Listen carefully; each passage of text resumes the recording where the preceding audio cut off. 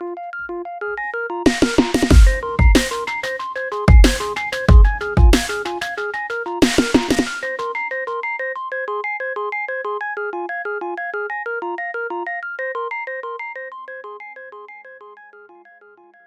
very special interview here for everybody listening. We're here with the people, with the crew from Street Fighter Assassin's Fist. We're speaking with Joey Ansah, Gaku Space, and Akira Koieyama. How are you all doing today? Good. Very well. Great. Very well. You're our first interview, so you're getting us fresh. All right. Very excited, obviously. I understand that you're all promoting the completed version of Street Fighter Assassin's Fist, a labor of love that I'm sure you guys have been working on for quite a while. How do you guys feel so far about the success of the series at this point? Oh, so it's been great. You know, you aim to do something, you know, with a piece of art. The funny thing is you create it and you're kind of vulnerable. When it's out there, it's like throwing a body to the sharks, you know, and they're either going to rip it to shreds or they're going to nuzzle up against it. But people have really liked it. I mean, on the YouTube channel alone, over 20 million views and a 99.3% thumbs up, which is an almost unprecedented kind of approval rating. So yeah, so it's great. I know I've been following you quite a bit, and I've loved all the aspects that you've thrown into the show. The cinematography, just the attention to detail of the costumes, and the development of the characters and everything like that. And I thought that was something really special that you guys brought to the product. One thing that struck me very interesting was just as far as the depth of the material that you went into. For example, that one episode where Goken went into the specifics of the Hado and all that. How much research did you go into for that, or was it just sort of self-created? I mean, I wrote the story with Christian Howard, who plays Ken, and personally, I've got a science background. I did a degree in human biology, right? So I wanted to make Hado believable, to kind of ground it in as much kind of science or pseudoscience as possible. So letting the audience understand that it's like your ki. It's trying to, I mean, Hado translates as like wave or surge in Japanese. So you could just say Hado is a surge of ki energy. So the whole power of nothing. We had to take the existing Japanese concepts, Muno Hado, Chikara no Hado, you know, Satsu no Hado, and just try and break it down into a kind of believable system. So hopefully when you watch it, seeing Ryu and Ken gradually learning, after a while you feel like, yeah, I could do this, you know what I mean? I know I felt the same way. I was watching it and I just felt like, oh man, I can feel the energy just surging through my hands as I'm working along with the movements. Wow. I mean, well, here's an interesting question that I can pose to you and you guys, because, I mean, I've done Japanese martial arts my whole life, and but I'm still approaching it from a Western point of view, so I'm interested to how you guys perceived the script and the explanation of Hado and the martial arts. Yeah. I mean, what do you think? I practiced karate since when I was a kid, so I knew I studied for chakras, tandens, energy sport kind of stuff. So yeah, it's quite easy to access to get into the, you know. But do you think that the script, the way it's described, is accurate to Japanese philosophy? It's all about mentality. It's got yin and yang kind of balance, harmony. Yeah. But you know, just the energies. When this get expand, it needs to be just come make it equal, magnets. Yeah, it's quite Coming into the project, Street Fighter's been around for a really, really long time. Obviously, it's one of the staples of video gamers out there. They've been playing this game for decades already. How did you feel coming into the project with expectations of those gamers and people who already love Street Fighter and all of the characters? Kuma's one of the most badass characters in video games. How did you feel about the expectations that were first on everybody when coming into that, especially coming off of the previous movie, especially all the animes and the games themselves? It's high pressure. You're putting yourself in front of the firing squad. I mean, you could say you're guilty until proven innocent. Right. In the case of even daring to attempt a live-action Street Fighter. I think because I had done Street Fighter Legacy, that had a crazy response. So already there was an appetite to see more. You know, that was, if anything, more scary because that's the first time anyone's seeing any of your vision. But yeah, Street Fighter fans are very passionate, and like a lot of video game or comic book kind of uber fans, nerds, whatever, hyper fans, they're very opinionated. Yeah. So people are like, no, if it's not my way, it's wrong. So of course you're going to run into people saying, and like these idiots, I mean, the worst thing, no, but there are. Some of you guys are idiots, and I'll tell you why. Because it's like, the first image is, Ryu doesn't have a white headband. He has a red headband. You got it wrong. Ken's hair is not supposed to be long. It's meant to be short. And it's like, you don't even know what you're talking you about. MFers. Exactly. Play the alpha games. Exactly. Play the alpha games. Good point, and get to know, basically. So, but it's an education. That's the cool thing. So I think some of these people are like, they learned something, because either they haven't played the alpha games or they haven't seen alpha generations, they haven't seen, like, been exposed to all of the wider universe. And that's great because it shows, you know, it legitimizes especially what you're doing, because it shows that you understand what's going on, you understand the entire franchise, and it's not just, hey, we're just going to try to make this because, you know, karate, we think we can make it. You know, it's like he was saying, it's a labor of love. Completely. I mean, I knew full well from the inception what a daunting task it was. I don't know about, because Akira didn't play Street Fighter. Gaku maybe a little bit, but I don't know whether you realise the significance. I never play like games and stuff. Yeah. But do you realise how important playing Gouken was to the fans? After that. Well, again, your performance again as Gouken and younger Akuma, it's also something you really don't see in the Street Fighter franchise much at all. It was never really fleshed out, and so a lot of the fans were really, really wondering, you know, how was Akuma going to be when he's younger? What's the relationship with him and Gouken? Yeah. How was it with Ryu? How does that really flesh out? So a lot of the people were really interested in seeing that. Yeah. And now that it's out there, you know, it's becoming canon. Well, that's nail on the head.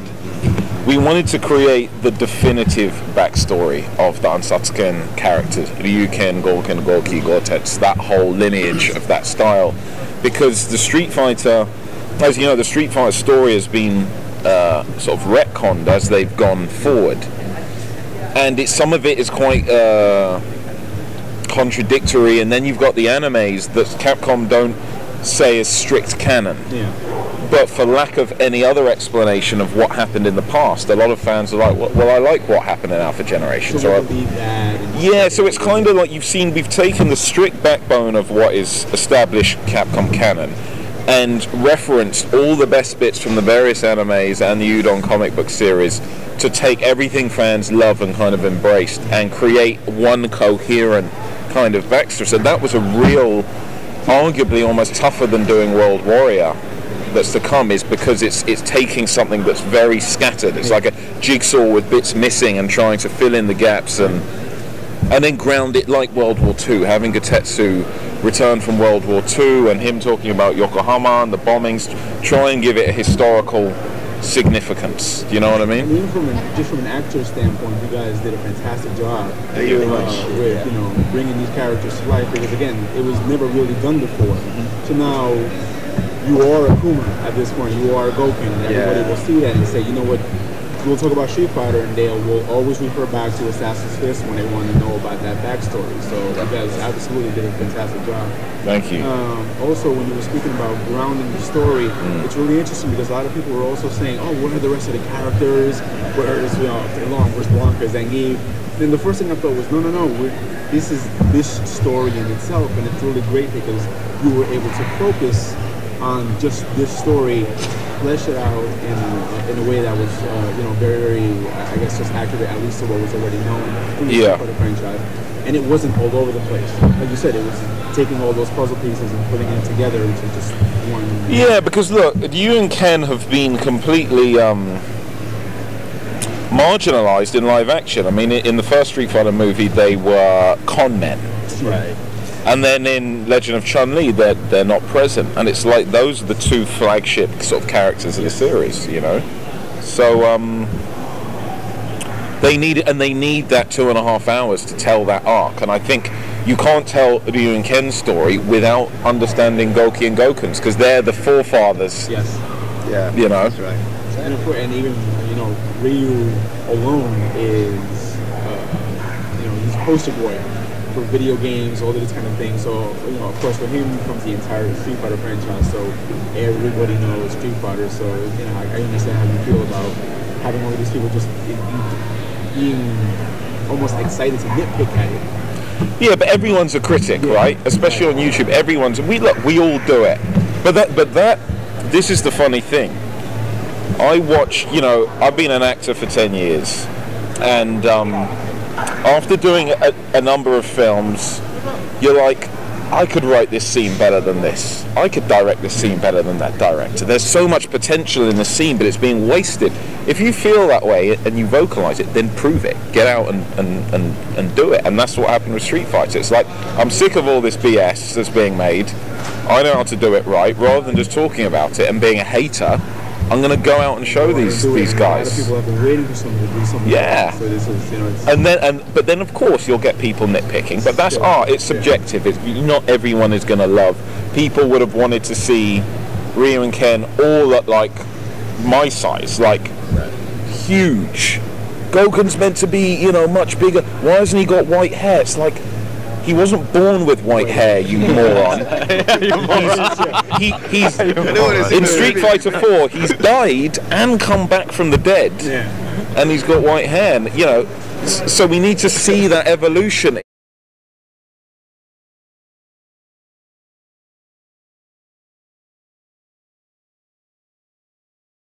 It's gonna be the standard anyway, so there's not much, pressure. Nothing to measure it against. Exactly. So. Yeah, I mean, it's good thing Akuma has never been depicted in live action before, both from Gaku's performance and then my performance as the older one, and it's so you get to create something new, but I felt the pressure because I've got to be the final stage with the red hair and the beat, and a lot of people are like, how are they going to pull this off in live action? Because it's a pretty extreme look.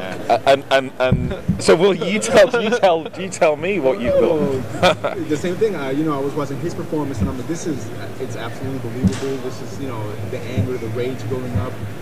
You felt it coming. The final product. Everybody already knows the final product of Akuma. Now we're like, where does this come from? So it was fantastic to see your performance at it. And then, once it's the final product, you're sitting there and you're almost thinking, wow, they genuinely pulled this off in a way that it's fantastical enough to still feel like a video game. Yeah. To feel like you're still, watching these characters that you grew up with playing the video games, but still grounded. And it still feels like a very strong human drama. Yes. At least from what I was watching and everything. Just seeing how Goken tries to take care of Ryu and Ken and make sure that they don't go down the dark path as well. I thought that every time he was on the screen, every time Akira-san was on the screen, it's a genuine story. Yeah, it's a character story. It's in even Akuma, seeing him in creating the narrative structure in terms of the order. Because when writing this with Chris originally, the sort of Bible was written chronologically. So it started with World War II and ended with Ryu and Ken leaving. Then I had the task of how are we going to tell this in a non-linear way. So notice that we actually showcase Akuma in episode 6 on Machinima before you see the transformation. So you've seen Gaku in episode 5 get banished. Then you see me and you're like, I almost wanted people to say, how are you going to connect the dots? It just looks so wild and different. And he's fucking huge now. Like, so then you go back and you see. And like episode 7 where you see the banishment but from Goki's point of view. So we demonize him kind of at the beginning. Then you start seeing things from his perspective.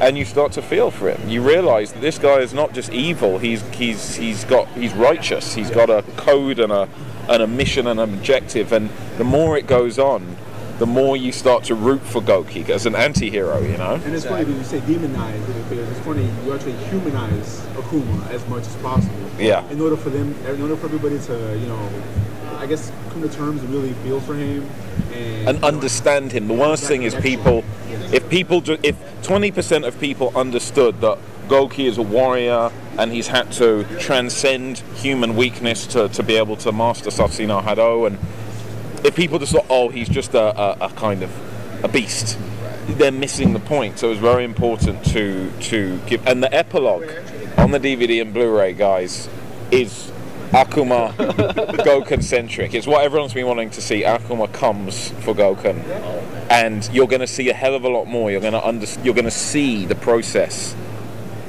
You remember in the series when you see that red light bursting out into the sky? You're going to see what went on in that cave. Beautiful. What Goku went through. Do you know what I mean? So all these questions you're talking about, the epilogue really focuses on that. In the game, he comes in as just this mysterious character, and for years he's been this mysterious character. It's like, you know, where is all this coming from? What's going on? So it's fantastic to see it. Just to close up, how much backing did Capcom give you guys, and you know, an appreciation, I guess, for what you guys did? I think you've got to earn trust. Capcom is a huge corporation. I always wanted to make sure that the Japanese creatives in Capcom Japan were behind the project, and as a result, Ono-san, you saw his cameo in there. They dig it. When we screened it at Capcom USA to all of the top guys, there were tears from some. Some of the Capcom high-ups said, we never believed we would ever see something like this in our lifetime. So that goes a long way. A lot of fans didn't believe it. They would see something like this, you know, because what we've been given so far, we watched and we're just like, that was all right. And to see something so genuine presented it was unprecedented. And season 2, World Warrior, developing under wraps, but World Warrior, you're gonna. So people are like, oh, so is the next series gonna maybe just focus on Guile and Chun-Li? No, the next series has everyone. Guile and Chun-Li, Ryu and Ken will be the main protagonists, but you're going to get Shadaloo, all the Lords of Shadaloo, Honda, Zangief, Blanca, the Kami. You're going to get the full spectrum. The plan is for it to be a much longer format, ideally hour-long episodes. So you can imagine the world can really expand in a huge way. Now the ante has been upped, because now seeing Akuma in real life, to be able to bring in characters like Blanca, who is just a monster, you know, a lot of people are really going to be... Yeah, I know. Anything rooting for you guys at this point, because, you know, Assassin's Fist was so, you know, almost flawless for what we expected, that now it's, you know, everybody's really... The bar has been set high. I know. I've shot myself in the foot, haven't I? Well, I want to thank you guys for being Thank you very much. Thank you. It's an honor. Thank you. Cool. Thank you. Thank you guys.